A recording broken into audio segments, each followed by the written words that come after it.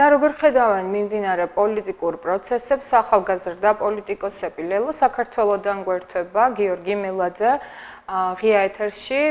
გიორგი, მოგესალმები, მადლობას გიხდი იმისათვის, რომ იღებ გადაცემაში მონაწილეობას. ჩვენ არაერთხელ განვიხილეთ მიმდინარე პროცესები, ახლა უკვე როდესაც არჩევნების მეორე ტურიც დასრულებულია.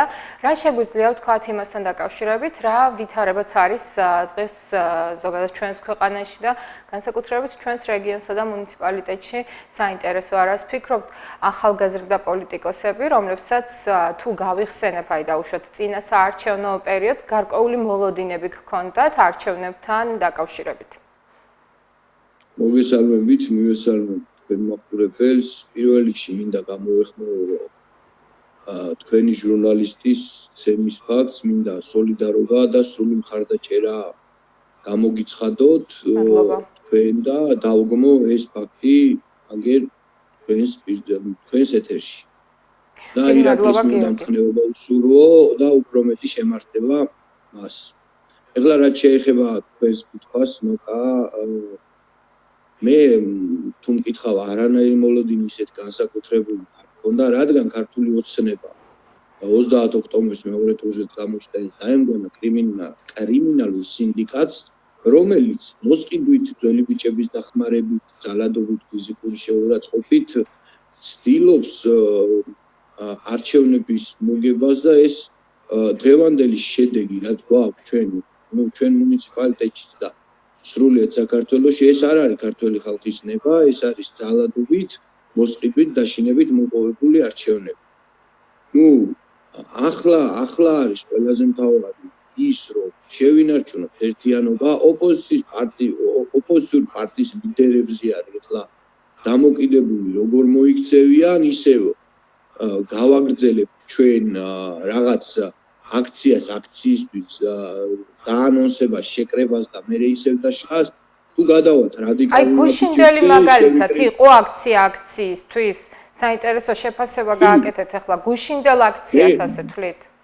დიახ, მე ზუსტად ჩემ Facebook პოსტში წავღნიშნე გუშინ და დღესაც იგივე აზრზე ვrჩები, რომ გუშინდელი აქცია იყო ნაადრევი და შეცდომა იქიდან გამომდინარე, რომ ხალხი ძირითადი ნაწილი აქტივის 30 ოქტომბერს ეხმარებოდა ოპოზიციურ ფრთას, რომ არჩევნები მოეგოთ, ყველაფერი გააკეთეს, მაქსიმალურად იყვნენ ჩართულები, მათაც შეურაცხყოფის 1000 უმსგავსო საქციელი სატანისფასად ასე თუ ისე რაღაცა შეძლეს, რაღაც ნაწილი თორემ ის ადამიანები რო არ ყოფილიყო, ბევრად უარესი შედეგი იქნებოდა დღეს და ამ ადამიანებს მთელი ღამის ნათევებს, დაღლილებს, ნაბრძოლებს ეუბნები, რომ დღეს 7 საათზე უნდა იყოს პარლამენტთან აქცია. რა თქმა უნდა, ეს იყო ნადრევი და ეს იყო ნაჩქარევი, იმიტომ რომ ვერ მოხდებოდა ისეთი იმდენი ხალხის მობილიზება, რაც აქციისთვის და შედეგისთვის არის საჭირო. მე არ ვარ ის ადამიანი, რომ მაინც და მაინც ხარე რო ვარ, მაგიტო რაღაც ხარის პოზიცია დავიჭერო, პირდაპირ ვამბობ სათქმელს და ვიძახი, გუშინდელი აქცია იყო შეცდომა, მაგრამ არაუშავს შეცდომებს ყველა ადამიანი უშვებს და ეხლა არის საჭირო, რომ მიზანმიმართულად დაიგეგმოს საპროტესტო აქციები, რომელიც არ დაიშლება და იქნება პერმანენტული და ეს იქნება საწყისი იმისა, რომ ქართული ოცნება სახში გაუშვათ. მე მომხრე არ ვარ არც რევოლუციის, აგერ თქვენ ეთერში ვამბობ ამას, მაგრამ ქართული ოცნებას, როგორც კრიმინალურ სინდიკატს 30 ოქტომბერს გამოჩნდა, რომ არჩევნები წასვლა სახში არ უნდა. შესაბამისად ოპოზიციას რჩება მხოლოდ ერთი გზა. ქუჩის საპროტესტო აქციები შვიდობიანი გზით ხელისუფლების გადაბარება. ან მოთხოვნა იმისა, რომ დაინიშნოს ნაადრევი ვადამდელი არჩევნები ნორმალური ცენტრალური საარჩევნო კომისიის პირობებში. გიორგი, პირველ რიგში ისევ დაუბრუნდები გუშინდელ აქციას მომდევნო კითხვაში, თუმცა პირველ რიგში რაც მინდა კითხო, სანამ პირველი ტური იქნებოდა არჩევნებისა, ყოველთვის ამბობდა ხოლმე ხელისუფლება, სახელისუფლებო პარტიის წარმომადგენლები იმას, რომ ოპოზიცია არ ემზადებოდა არჩევნებისთვის, ისინი ემზადებოდნენ არჩევნების შემდგომი პროტესტისთვის. არგუმენტად კი ის მოყავდათ, რომ საკმაოდ დაგვიანდა ზოგადად ყველა პარტიის მხრიდან, თუნდაც საარჩევნო პროგრამის წარმოდგენა, სხვადასხვა ტიპის სარეკლამო საქმიანობა, ასე ვთქვათ, იმისათვის, რომ მიეციათ ამორჩეველთა ყურადღება. აი ამ ყველაფრის ფონზე თითქოს და მართლაც ცოტა ხნის წინ რაც ახსენე აქციისთვის ხომ არ მართლდება ხელისუფლების წარმომადგენლების პროგნოზი, რომ რეალურად როგორი შედეგიც არ უნდა დამდგარიყო, რამდენადაც არ უნდა გაყალბებულიყო ან არ გაყალბებულიყო არჩევნები, შედეგი მაინც იქნებოდა ის, რომ ოპოზიცია გავიდოდა ქუჩაში იმ შემთხვევაში თუ სასურველ ხმების რაოდენობას ვერ მიიღებდა. ნუ თვითონ რასაც ქართული ოცნების წარმომადგენლები ამბობენ, თვითონ ამ ტექსტში არის ძალიან დიდი ცინიზმი და სასაცილოა ეს გამონათქვამი მათი აზრი მათი მხრიდან, იმიტომ რომ ოპოზიცია მიუხედავად ყველაფრისა და პირველი აი საშინლად ჩატარებული პირველი ტურებისა გაითვალისწინა ბევრი ფაქტორი და დაელოდა მეორე ტურს და მიიღო პატიოსნად მეორე ტურში მონაწილეობა, მაგრამ თვითონ ადამიანმა მინდა ერთი რამე გაიაზროს, რომ როცა შენ რეალურად ხარ გამარჯვებული და ამ გამარჯვებას ვიღაცა პოლიტიკური პარტიის ვიწრო ინტერესები გართმევს, ხო, ამ შემთხვევაში ერთადერთი გზა რჩება ჩვენ ის, რომ გავიდეთ ქუჩაში და გავაპროტესტოთ სამარცხვინოდ ჩატარებული არჩევნები. მე ჩემი გადმოსახედიდან არ ვსაუბრობ, მაგრამ ნებისმიერ საქართველოს მოქალაქეს, უმეტესობას კითხეთ და გააქცეთ პასუხი უბრალოდ არჩევნების დღეს დილიდან საღამო. რაც ნახეს ტელევიზორში, რასაც უყურეს, ნებისმიერ არხზე არ აქვს მნიშვნელობა. ეს საქართველოს და ქართულ მოსახლეობას კარგად წაადგება თუ ცუდა. ეს არის რა თქმა უნდა ცუდი ან ნაცისტვის, ან ქოცისთვის, ან ლელოელისთვის, ქართველებისთვის, ჩვენთვის, რაც ხდებოდა 30 ოქტომბერს, ეს მხოლოდ ასარგებლებს ქართული ოცნების კონკრეტულ ჩინოვნიკებს და აზარალებს საქართველოს და ქართულ მოსახლეობას. ნუ, ეხლა ჩვენო სამართალს გვართმევენ, ჩვენო იმ ჩვენ გამარჯვებულ მანდატებს გვართმევენ, ჩვენო ჩვენი მერები, ოპოზიციაზე სრულად მაქვს საუბარი, ჩვენმა მერებმა ზოგჯერმა გაიმარჯვეს რომელიღაცა ქალაქებში და იმათ წაართვეს ეს პრივილეგია, რომ ყოფილიყვნენ იმ ქალაქის მერები, იქიდან ებრძოლათ იმ ხალხისთვის, საქართველოსთვის. ხლა იმ ადამიანებს რანაირად ეუბნება ვინმე, რომ შენ ქუჩაში არ უნდა გახვიდე და რანაირად უნდა უთხრას ვინმე, რომ შენ ქუჩაში არ უნდა გახვიდე და არ უნდა გააპროტესტო. იმან კი არა, მეც უნდა გავიდე, იმიტომ რომ მე რეალურად ჩვენ ყველამ კარგად დავინახეთ, რომ 30 ოქტომბერს არჩევნების გარდა აბსოლუტურად ყველაფერი და ამიტომ ამბობ, რომ ეხლა არის გადამწყვეტი ბრძოლა და ოპოზიციის ლიდერები მაქსიმალურად ჭკვიანურად უნდა მიუდგნენ აქციების ორგანიზებას. მე ვამბობ არჩევნებიდან მოყოლებული აქციები არის ერთადერთი გზა იმისთვის, რომ ხელისუფლება მშვიდობიანად შეიცვალოს. სხვა გზა ქართულმა ოცნებამ მაგა უბრალოდ არ დაგვიტოვა. დიახ, გიორგი, კიდევ ერთი საკითხი, ისევ გუშინდელ აქციასთან მინდა დავუბრუნდე, მაგალითად, სამოქალაქო საზოგადოება, არა მხოლოდ სამოქალაქო საზოგადოება, იგივე მესამე სექტორის წარმომადგენლებთან მქონდა ამაზე საუბარი, განიხილავენ იმ საკითხს, რომ ოპოზიციის გუშინდელი აქცია, დაუშვათ ახლა როგორც შეაფასე, რომ იყო არასწორი, არა მხოლოდ ამ კუთხით განიხილავენ, არამედ მომდევნო დაანონსებულ აქციებთან დაკავშირებით მათ უჩნდებათ კითხვები. კითხვები კი გამომდინარეობს იქიდან, რომ საქართველოს მესამე პრეზიდენტი რჩება პატიმრობაში, აგრძელებს შიმშილობას. დაუშვათ ის საუბრები, რაც ჩვენ გქონდა, მოწმობს იმაზე, რომ ეს ადამიანები ამბობენ, რომ რატომ გადადო ოპოზიციამ აქციები, თუ მათ უნდათ რომ შეუნარჩუნონ საქართველოს მესამე პრეზიდენტის ჯანმრთელობა. ამასთან დაკავშირებით, აი თუნდაც იგივე ამ ადამიანებს, რომლებსაც უჩნდებათ კითხვები, რა შეგიძლიათ უპასუხოთ? აქციები, რომელიც არის მომდევნო კვირაში, კვირიდან პრინციპში ამ კვირიდან დაგეგმილი, რამდენად ეფექტური იქნება და რა შედეგებს ელოდებით ამ აქციებით, როდესაც ლაპარაკია იმაზე, რომ მშვიდობიანი აქციები უნდა გაიმართოს. მშვიდობიანი აქციების რეჟიმში ბოლო 2 წელი არის საქართველო, რამაც საკმაოდ დიდი ზიანი მიაყენა ეკონომიკას. ჩვენ კიდევ ერთხელ გავმეორდები, არაერთხელ გვითქვამს, თუნდაც როდესაც გვეუბნებიან, რომ კოვიდი ყოველდღიურად, კოვიდის მაჩვენებელი ყოველდღიურად იმატებს, არასოდეს არ უჩნდებათ კითხვა ერთის მხრივ ოპოზიციის წარმომადგენლებს, რომლებიც მართავენ მსგავს აქციებს და მეორეს მხრივ სახელმწიფო წარმომადგენლებს, რომლებიც ასევე გამოირჩევიან აქციების სიმრავლით, რა ხდება კოვიდის თვალსაზრისით, კორონავირუსის თვალსაზრისით აი ამ აქციებზე. ამ ყველაფერს რომ თავი დავანებოთ, კორონავირუსაც რომ თავი დავანებოთ, ფაქტია რომ ქვეყანა სადაც არასტაბილური პოლიტიკური მდგომარეობაა და ბოლო რამოდენიმე წელია ჩვენ ამ არასტაბილურ პოლიტიკურ მდგომარეობაში ვცხოვრობთ, იქიდან გამომდინარე რომ სულ გვაქვს ან კარვები გაშლილი, ან აქციები არის მიმდინარე.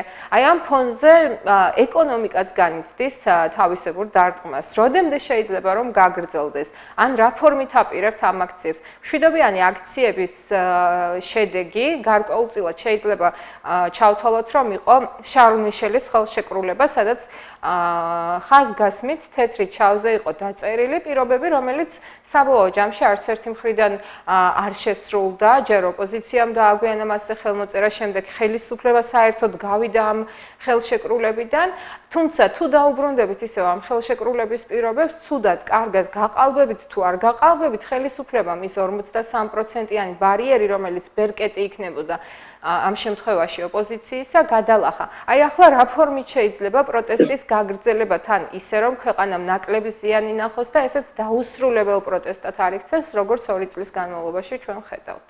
აი ზუსტად მაგას ვამბობ, მეც რომ გუშინდელი აქცია იყო შეცდომა და აქცია ეხლა არის, ჩვენ თუ თანხმდებით იმაზე, რომ ეხლა არის გადამწყვეტი მომენტი საქართველოს ისტორიაში, დრო არის საჭირო იმისთვის, რომ დაორგანიზდეს ისეთი აქციები, რომელიც შედეგს გამოიღებს. არა ისეთი, რომლებიც აქამდე იყო, თუმცა აქამდე აქციებმაც რაღაც გარკვეული შედეგები ჩვენ მოგვცა. მინდა გავრილოვის აქციებმა, ზაზა სარალიძის აქციებმა, თუნდაც კლუბ ჰირო სპეცრაზმიშევი და ბასიანის აქციებმა რაღაც გარკვეული შედეგები მოგვცა. მაგრამ გრძელვადიან პერსპექტივაში ჩვენ შედეგი ვერ მივიღებთ.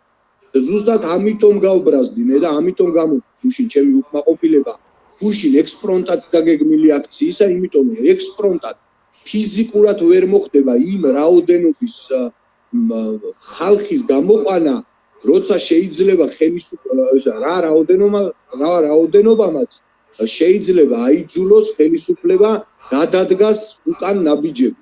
და ზუსტად ამას ვამბობ, რომ ჭირდება დღეს ოპოზიციას ასხდომა დალაპარაკება, შეთანხმება კონკრეტულ საკითხებზე და გრძელვადიან პერსპექტივაში, ოღონდ არ ვიძახი შორეულში, გრძელვადიან პერსპექტივაში აქციები, რომელიც არ დაიშლება. ამისთვის საჭიროა ძალიან დიდი რესურსი და ძალიან დიდი მობილიზაცია მთელი საქართველოს მასშტაბით. აქ არ არის თბილისზე და აქტივზე საუბარი. ჩვენ უნდა შევძლოთ და დამიჯერეთ, რომ შეგვიძლია, რომ საქართველოს მასშტაბით მოვახერხოთ ძალიან ბევრი ადამიანის მობილიზაცია, ჩაყვანა თბილისში და აქციების გამართვა. ოღონდ თუ ჩვენ გვინდა შედეგი, კიდევ ვიმეორებ და ვციტირებ, თუ ჩვენ გვინდა შედეგი, აუცილებლად ეს აქციები უნდა იყოს პერმანენტული და არავითარ შემთხვევაში პირველი აქცია არ უნდა დაიშალოს. თუ დაიშალა პირველი აქცია, ოპოზიცია ვეღარ შეძლებს ხალხის მობილიზაციას იმ მარტივი მიზეზის გამო, რომ ქართული საზოგადოება დაიღადა. უნდა სწრაფად შედეგი, უნდა სწრაფად ცვლილება და ვერ ივლის ესე ჩამოვიდა, წავიდა. ჩამოვიყვანთ ხალხს და უნდა დავრჩეთ და უნდა ვიბრძოლოთ ბოლომდე, ვიბრძოლოთ საქართველოს და ქართული ხალხის. რაც შეეხება ეპიდ სიტუაციას, თქვენ კარგად იცით, რომ 100% აცრის მომხრევა, როჯერ ვარ აცრილი, მაქსიმალურად ვიცავ რეგულაციებს როგორც შემიძლია და მაგეთ თქვენ ეთერშიც მოუწოდებ ადამიანებს აცრისკენ, იმიტომ რომ აცრა არის ერთადერთი ალტერნატივა ამ ვირუსისგან თავის დასაცავად. მაგრამ მე მოსახლეობასთან როცა მქონდა შეხვედრები ძალიან მომხვდა გულზეც და ხუშიც ერთი ფრაზა თითქმის 80% იძახის ერთ რამეს. ჩვენთვის მნიშვნელობა არ აქვს კოვიდი მოკლავს თუ შიმში. ასე მეუბნევიან ადამიანები.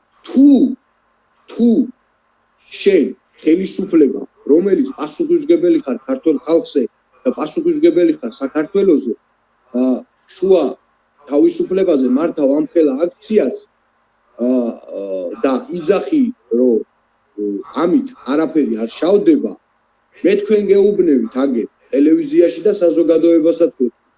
ჩვენ დავიწყებთ აქციებს და ჩვენი აქციები იქნება სამაგალითო, როგორც ეპიდსიტუაციის კუთხით, ისე მოწოდებების კუთხით და ისე ჰუმანურობის და ადამიანობის კუთხით. იმიტომ რომ ჩვენ შვიდად წყნარად დავდგებით თავისუფლებაზე და ჩვენი სიმტკიცით, ჩვენი სიყვარულით, ჩვენი ადამიანობით გავიმარჯვებთ იმ ბოროტებაზე, რასაც ქართული ოცნება ქვია.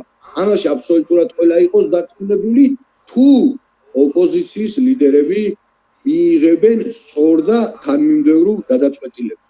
აი ამაზე ვარ დამოკიდებული. სწორედ აი ამ ლიდერებთან დაკავშირებით დავამატებ, მაგრამ ერთადერთი ჩემთვის გუშინდელი აქცია იმიტომ იყო სასიხარულო, ერთადერთი საკვანძო მომენტი იყო აქციაზე ჩვენი პარტიის ლიდერმა მამუკა ხაზარაძემ მიიღო სახელმწიფოებრივი გადაწყვეტილება და მან ხალხის წინაშე დატოვა პარლამენტი. ეს გააკეთა იმიტომ რომ მამუკა ხაზარაძემ თქვა ერთი რამ.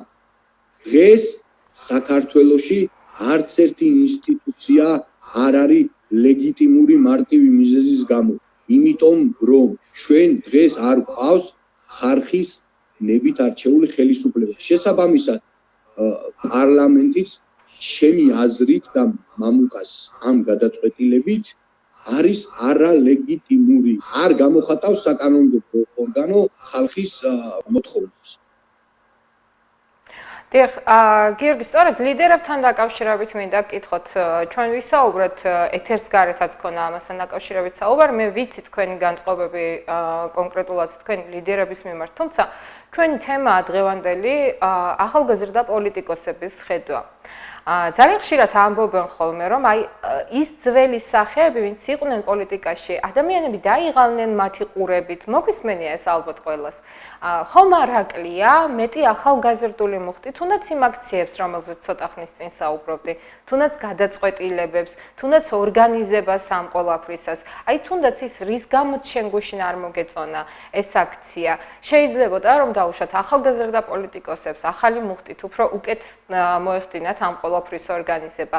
ხომ არ არის ისევ, რაზეც ხშირად საუბრობთ ხოლმე, აი ეს ახალგაზრდული ძალები სხვადასხვა პოლიტიკურ პარტიაში გადასროლილი უკან თითქოს და აი მხოლოდ აქციებზე გამოსაჩენად, მხოლოდ კონცერტებზე წასაყვანად და ასე შემდეგ. რამდენად არიან რეალიზებული ახალგაზრდა პოლიტიკოსები იმ პარტიებში, სადაც ისინი თავს იყრიან? მაინტერესებს შენთან ამ კითხვაზე შენი პასუხი, შემდეგ მომდევნო სტუმრებთანაც აუცილებლად მექნება იგივე კითხვა. რა თქმა უნდა, მე აი რამდენად ისმენენ თუნდაც ლიდერები, როდესაც მნიშვნელოვანი გადაწყვეტილებების მიღება არის საჭირო. იქიდან გამომდინარე, რომ ადამიანები, აი ჩვენ მაგალითად ყველას ალბათ მოგვისმენია გარშემო, რომ ხშირად ამბობენ ხოლმე, რომ ახალი სახეები უნდათ, ახალი მუხტი უნდათ, ახალი ძალა უნდათ. პრინციპში თქვენი პოლიტიკური პარტია არის შედარებით ახალი ამ მხრივ. მესმის გასაგებია თქვენი კითხვა. ნუ ყველა ადამიანი, ყველა პარტიიდან ადამიანი დაგიდასტურებთ იმას, რომ უფრო რა თქმა უნდა სასურველი იქნება, უფრო მეტად ჩართულები იყვნენ ახალგაზრდები პოლიტიკურ პროცესებში, ვიდრე ახლა არიან, მაგრამ ლელო დაარსების დღიდან დღემდეც მაქსიმალურად ცდილობს ახალგაზრდების ჩართულობას, ახალგაზრდები, ბევრი ახალგაზრდა ყავს ჩართული ლელოს საკვანძო გადაწყვეტილებების მიღების დროს და უფრო აძლიერებს ამ მიმართულებას და უფრო ძლიერდება ახალგაზრდული ბრთა ლელოში. ნუ ამას მე ვხედავ სხვა პარტიებზე ვერ გეტყვით როგორ არის რანაირად მაგრამ რელოში რაც ხდება იმას გეტყვით ოღონდ მაკა ერთი რამე უნდა გავითვალისწინოთ რა ნუ თქვენი გადაცემის თემა გასაგებია მაგრამ დღეს ამ თემებზე საუბარი ჩემი აზრით ადრია იმიტომ რომ ჩვენ არ გვაქვს დღეს საქართველოში პოლიტიკა როგორი ძლიერი გუნდიც არ უნდა ყავდეს ქართული ოცნება ეს კრიმინალური სინდიკატი კიდე გავიმეორებ არ გაძლევს საშუალებას რომ განვითარდეთ და შენი მოგებული ჩაგეთვალოს ჩვენ ხო არ ვითხოვთ რაღაც არ მოგვიგია და ჩავო მე ვერცერთ მაგალითს ვერ მომიყვანს ვერავინ ვერცერთ პრეცედენტს მთელი მსოფლიოს მასშტაბით მე ვსაუბრობ დემოკრატიულ ქვეყნებში რომ პირველ ტურში ოპოზიციური პარტიის წარმომადგენელი 4-5% ლიდერობდეს მეორე ტურში სამთავრობო კანდიდატმა მოვიგოს ეს არის გამორიცხული არსად არ ხდება პრაქტიკაში არ ყოფილა ესეთი რაღაცა და ამაშიც პირველები ვართ საქართველოში დაფიქსირდა ასეთი რამ ეს ხო გამორიცხული ეს არის აპარი პოლიტიკური ცხოვრების წესი წლების განმავლობაში გვეუბნება რომ ეს შეუძლებელია და აქედან გამომდინარე როცა მე არ მაძლევენ შემი მიღებული გამარჯვების განვითარებას და ამ გამარჯვების რეალიზაციას რომ უკეთესი გავხადო საქართველოს მოქალაქეების ცხოვრება რა თქმა უნდა მე აღარ ვანიჭებ პოლიტიკურ პროცესებს ყურადღებას არ მაინტერესებს პოლიტიკაში ახალგაზრდა იქნება თუ ხანში შესული მივდივარ და ვდგები ქუჩაში ხვალ ზე ახალგაზრდაც შუახნის და უფროსიც ყველა ერთად უნდა დავდგეთ ქუჩაში იმიტომ არა აქვს არანაირ პოლიტიკურ პროცესს აღარ აქვს აზრი აი ესე გამოვიდნენ და არჩევნები პირდაპირ დაგვახიეს თავზე დიახ, გიორგი, ბოლო კითხვა, აი ცოტა ხნის წინ თქვენ საუბრობდით ხაზარაძის გადაწყვეტილებასთან დაკავშირებით, როდესაც მან თქვა, რომ აქ არ არის საქართველოში არ არის ინსტიტუტები ლეგიტიმური, მაგალითად, როდესაც გუშინ გააკეთა მსგავსი განცხადება ირაკლი ღარიბაშვილმა, მთავრობის მეთაურმა, იმასთან დაკავშირებით, რომ ყველა არსებული ფაქტორის მიუხედავად, მაგალითად, რაც იყო ის საუბრობდა გახარიას ფაქტორზე, რომელმაც მისი თქმით განაპირობა 20 მუნიციპალიტეტში მეორე ტური სააკაშვილის შემოსვლაზე ისაუბრა, ამის მიუხედავად ხელისუფლებამ აიღო მხარდაჭერა 47%-იანი ამორჩეულთა. რაც თავისთავად გულისხმობს, რომ 53%-მა ამორჩევლების ამას მხარი არ დაუჭირა. ამას გულისხმობთ, როდესაც ამბობთ, რომ ხელისუფლებას ლეგიტიმაცია არ აქვს. ხელისუფლებას არ აქვს ლეგიტიმაცია მარტივი მიზეზის გამო. ნორმალურ პირობებში გულისხმობ ძველი ბიჭების გარეშე, ფულის დარიგების გარეშე, ადმინისტრაციული რესურსის გამოყენების გარეშე, ქართული ოცნება 30%-საც ვერ აიღო. ეს იყო პირდაპირ სპეცოპერაცია ქართულ მოსახლეობაზე, რომ ვიცით, გვეუბნებია, რომ თქვენ სხვა გინდათ, მაგრამ ჩვენ გვინდა ამ სკამებზე ჯდომა, არჩევნი ჩვენ ვატარებთ და ხმებსაც ჩვენ ვიტყვით. 30,000 ბიულეტინი დაბათილდა საქართველოს მასშტაბით. ბიულეტინები ბათილდებოდა ნაციონალური მოძრაობის ნომერი შემოხაზული იყო, დაბლა უბრალოდ რაღაც წარწერა იყო გაკეთებული და აი ზუსტად ასეთი ბიულეტინები გააბათილეს. როცა CSKO-ს შიდა განაწესში და კანონმდებლობაში პირდაპირ წერია, რომ თუ ამომრჩევლის პოზიცია პირდაპირ გამოხატავს არჩეულის მის გადაწყვეტილებას, ხო, ის ბიულეტინი ბათილი არ არის და ითვლება. მაგრამ ქართულმა ოცნებამ 30,000 წელი ოპოზიციის ბიულეტინი გააბათილა ასეთი. ეხლა თქვენ როგორ გონიათ ირაკლი ღარიბაშვილი ამ ყველაფერს აღიარებს, რა თქმა უნდა არ აღიარებს, მას მოწონს ის თანამდებობა, რა თანამდებობაზეც არის მარტივი მიზეზის გამო. ის ნორმალურ ქვეყანაში ირაკლი ღარიბაშვილის ნაირი სიკეთის ადამიანი ნორმალურ ქვეყანაში ელემენტარულ ფორმასაც ვერ აიღებდა. იმიტომ მე არ მიყვარს პირადი შეურაცხყოფები, მაგრამ ამ ადამიანის გამოსვლას რომ უყურებ ხოლმე შეება ორი განცდა, ერთი გაკვირვების და მეორე შიშის, იმიტომ რომ დღეს ჩემ ქვეყანას მართავს გაუწონასწორებელი სოციოპატი, რომელიმაც არ იცის რეალურად რა თანამდებობაზეა და მე ჩემი კეთილი რჩევა იქნება ჟურნალისტების მიმართ, მიუხედავად იმისა, რომ ქვეყნის პრემიერ-მინისტრია ამ სოციოპატ ადამიანზე დიდი ის არ გააკეთოთ. ყურადღება არ მიაქციოთ, იმიტომ რომ ეს კაცი რამდენი იდიოტობასაც ილაპარაკებს, ისევ საქართველოს და საქართველოს იმიჯს უთყავს და მეც არაფერს არ აკეთებს. ასე რომ ირაკლი ღარიბაშვილის განცხადებაზე სერიოზული პასუხისგაცემა ჩემი აზრით არასწორია.